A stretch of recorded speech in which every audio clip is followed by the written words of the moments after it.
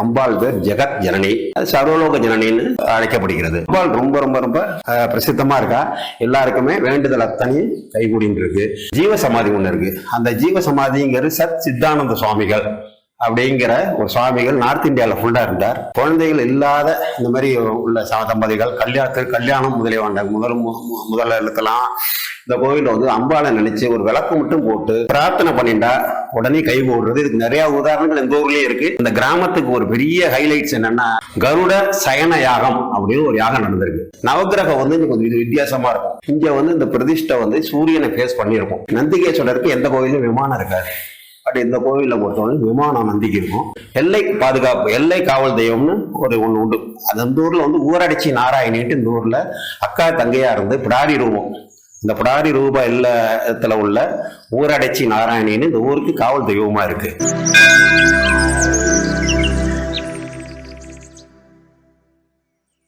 சிவாய. தஞ்சாவூர் மாவட்டம் தஞ்சாவூர் வட்டத்துல உள்ள தண்டாங்கோரை அப்படிங்கிற அந்த கிராமத்துல இந்த சிவன் கோயில் இருக்கு. சுவாமி பேர் கைலாசநாதர், அம்பாள் பேர் ஜெகத் ஜனனி, அது சர்வலோக ஜனனின்னு இதுல அழைக்கப்படுகிறது. இந்த ஊரானது தஞ்சாவூர்ல இருந்து ஒரு 6 கிலோமீட்டர்லயும் கும்போணத்துல இருந்து தஞ்சாவூர் கும்போணம் மெயின் பிரதான சாலையில இருக்கு. இந்த கோயிலை பொறுத்தவரையிலும் ரொம்ப சுந்தரர் காலத்துல கஷேத்திர கோர்வையா பாடியிருக்காரு இந்த கோயிலை பத்தி. அம்பாளை பொறுத்தவரையிலும் ரொம்பவும், அதாவது எப்படி கேட்டு என்ன சொல்லலாம்னு நம்ம என்ன வேண்டிக்கிறோமோ அத்தனையும் நடக்கிறது.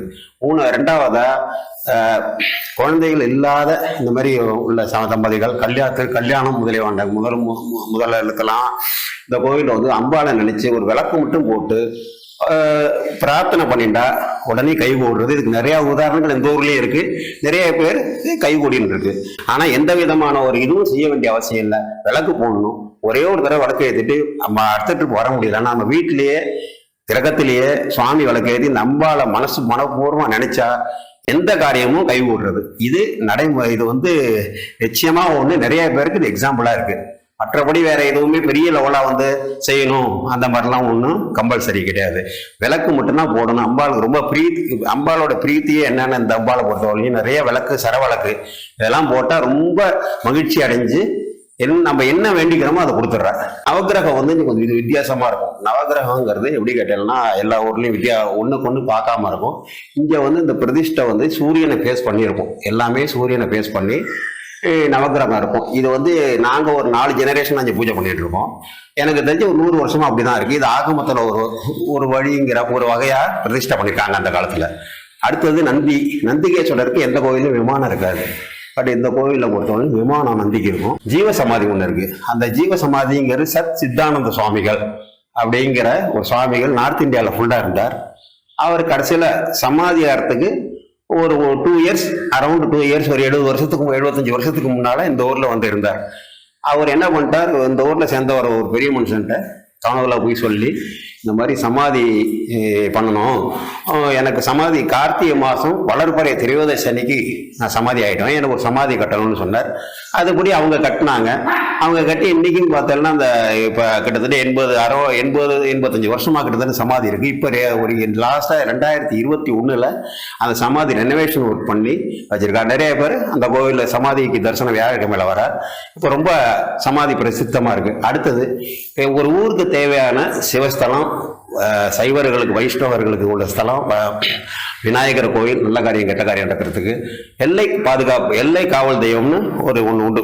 அது இந்த ஊர்ல வந்து ஊரடிச்சி நாராயணிட்டு இந்த ஊர்ல அக்கா தங்கையா இருந்து பிடாரி ரூபம், இந்த பிடாரி ரூபா இல்லத்துல உள்ள ஊரடைச்சி நாராயணின்னு இந்த ஊருக்கு காவல் தெய்வமா இருக்கு. இந்த கோவில்ல வந்து ரொம்ப விசேஷமா வந்து சுவாமி அம்பாள் வந்து தென்மேற்கு பார்த்தாப்புல இருக்கும். அம்பாள் சுவாமி கைலாசநாதர் கிழக்கு நோக்கி இருப்பார். மற்ற அனைத்து பரிவாரங்களும் விநாயகர், தட்சிணாமூர்த்தி, சுப்பிரமணியர், வள்ளி தேவசேனா சமேத சுப்பிரமணியர், அப்புறம் பார்த்தா எல்லாமே இது பஞ்சமூர்த்தி, விஜயலட்சுமி, துர்கை, பிரதோஷம், சங்கடகர சதுர்த்தி, அனைத்து விசேஷங்களும், அஷ்டமி, கார்த்திகை எல்லாமே நடக்கிறது.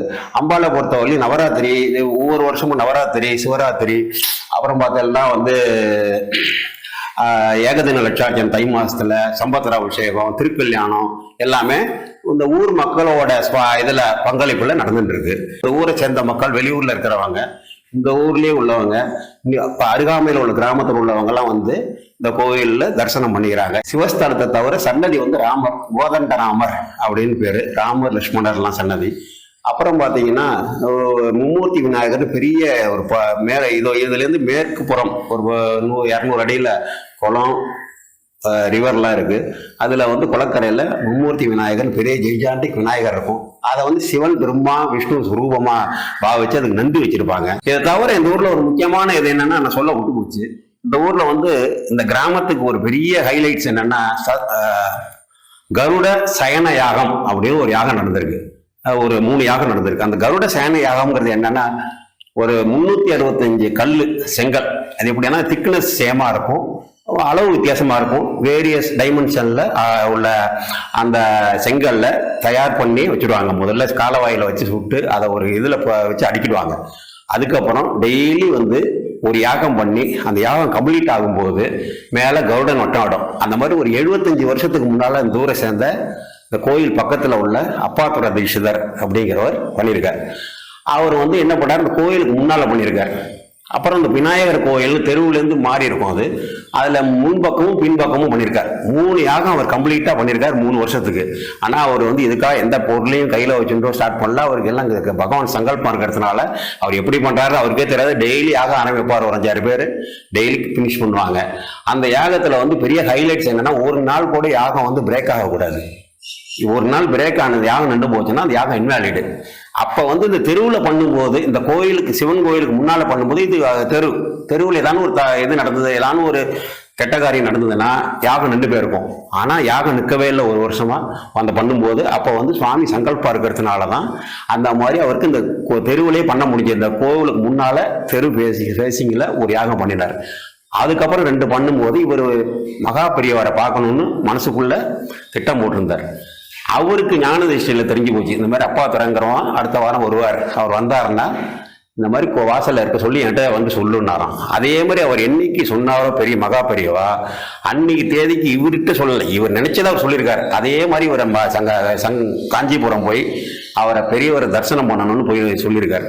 மடத்தில் உள்ள காரிய திசையெல்லாம் சேர்த்து நாடி இருங்கோ, நான் போய் உள்ள சொல்றேன்னாராம். உள்ள போய் இந்த மாதிரி தண்டாங்குறையிலேருந்து அப்பா திறங்கிறவர் வந்திருக்காரு, உங்களை பார்க்கணுங்கிறாருன்னாரு. உடனே அவங்க என்ன சொல்லியிருக்காங்க, சரி அவர் என்ன சொன்னார், நேரம் வர சொல்லு, பூர்ணமம் கொடுத்து வருஷம் அழிச்சுன்னு வாங்கினாராம்.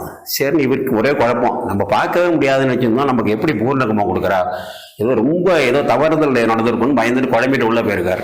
உள்ள போய் அவர் பெரியவரை அவர் நமஸ்காரம் பண்ண போனாராம்.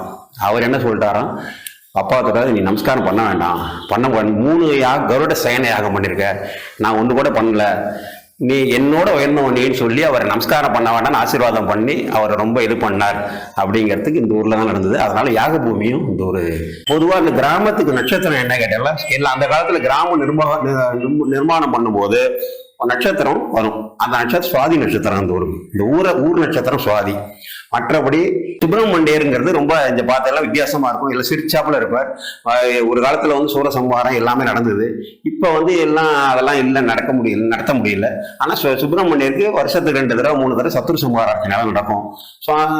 சுப்பிரமணியம் உங்களுக்கு நல்ல ஒரு நிறைய பேருக்கு இஷ்ட தெய்வமா இருக்கார். இந்த ஊர் சுப்பிரமணியர் சுவாமிநாத சுவாமி குலதெய்வம் உள்ளவாளுக்கெல்லாம் இந்த தண்டாங்கோட சுப்பிரமணியர் வந்து இஷ்ட தெய்வமா இருக்கார். மற்றபடி இந்த கோயிலை பொறுத்தவரையும் எல்லாமே கிராமத்தோட மக்களோட ஸ்பான்சர்ஷிப்ல தான் எல்லாம் செஞ்சுட்டு இருக்கோம், எல்லாமே நடக்கிறது. இந்த கோவிலானது ஒரு கால பூஜை திட்டத்தில் இருக்கிறதுனால காலம்புற ஒரு 8லேருந்து 10 மணி வரையும் இருப்பேன். சாயங்காலம் ஒரு 6லேருந்து 5லேருந்து ஒரு 7-8 மணி வரலையும் இருப்போம். கூடுமான நானே இந்த கோவிலுக்கு ஆப்போசிட்லேயே எனக்கு வீடு இருக்கிறதுனால ரொம்ப டைம் பார்க்க முடியல. அப்பப்போ வருவேன் போவேன், எப்போ வந்தாலும் பார்த்துக்கலாம்.